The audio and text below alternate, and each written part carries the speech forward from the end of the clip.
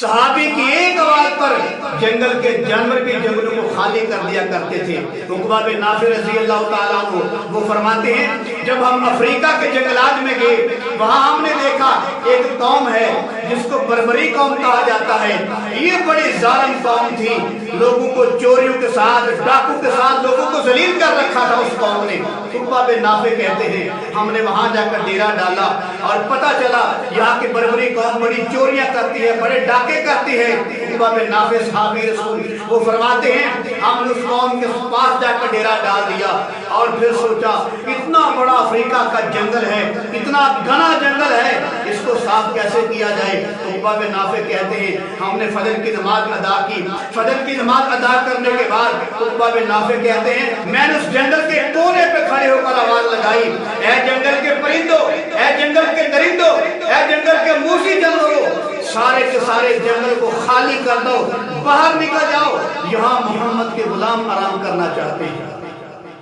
عقبہ بن نافع کہتے ہیں ہزاروں لوگ کھڑے تھے، تابعی بھی کھڑے تھے، بربری قوم کے لوگ بھی جنگل کے باہر کھڑے تھے، دیکھ رہے تھے کیا منظر ہے، کیا نظارہ ہوگا۔ صحابہ کہتے ہیں جب عقبہ بن نافع نے آواز لگائی اے جنگل کے پرندوں، جنگل کے درندوں، یہاں محمد کے غلام آ چکے ہیں، یہاں نبی کے غلام آرام کرنا چاہتے ہیں، یہاں نبی کے غلام جو ہے بسیرا کرنا چاہتے ہیں، اس جنگل کو خالی کر دیا جائے۔ صحابہ کہتے ہیں بربری قوم کے لوگ کہتے ہیں ہم نے اپنی آنکھوں سے دیکھا شیر اپنے بچے لے کر جا رہا ہے، چیتا اپنے بچے لے کر جا رہا ہے، جو ہرنی اپنے بچے لے کر جا رہی ہے، سانپ اپنے بچے لے کر جا رہا ہے۔ رات سے پہلے پہلے میرے محمد مصطفیٰ کے غلام کی آواز کی برکت سے رات سے پہلے پہلے جانوروں نے جنگل کو خالی کر دیا۔ بربری قوم دیکھ رہی تھی کہ صحابی کی آواز میں اتنی کرامت ہے، اتنی مبارک آواز ہے جس کے ایک آواز کی برکت سے سارا جنگل خالی ہو گیا ہے۔ وہ بربری قوم جو چوریاں کرتے تھے، جو ڈاکے کرتے تھے، جو لوگوں پر ظلم کرتے تھے، جو قتل و غارت کیا کرتے تھے، وہ میرے محمد کے غلام کی ادا کو دیکھ کر سارے کے سارے کلمہ پڑھ کے مسلمان ہو جاتے ہیں۔ میں قربان جاؤں کملی والے کے صحابہ کی آواز پر، میں قربان محمد مصطفیٰ کے غلام کی اس پیاری آواز پر جس کی ایک آواز کی برکت سے ساری بربری قوم جو ہے کلمہ پڑھ کے میرے محمد کی غلام بن گئے۔ آج صحابہ کی لوگ بات نہیں مانتے، نہ مانتے ہیں نہ سمجھتے ہیں۔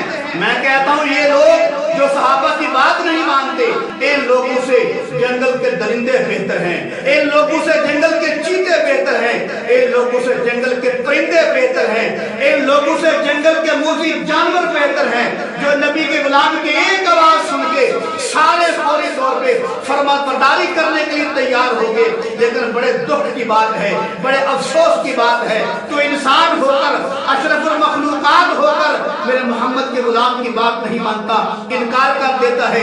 قرآن بھی کہتا ہے وَيَتَّبِعْ غَيْرَ سَبِيلِ الْمُؤْمِنِينَ نُوَلِّهِ مَا تَوَلَّى وَنُصْلِهِ جَهَنَّمَ وَسَاءَتْ مَصِيرًا۔ قرآن کہتا ہے جو صحابہ کی اتباع نہیں کرے گا وہ جہنم میں جائے گا۔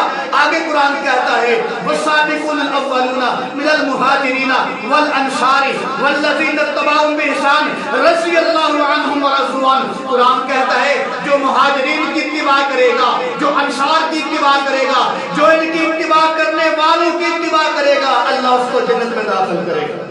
تو معلوم ہوا جو صحابہ کی اتباع نہیں کرتا وہ جہنم میں جائے گا، جو صحابہ کی اتباع کرے گا انشاءاللہ وہ جنت میں جائے گا۔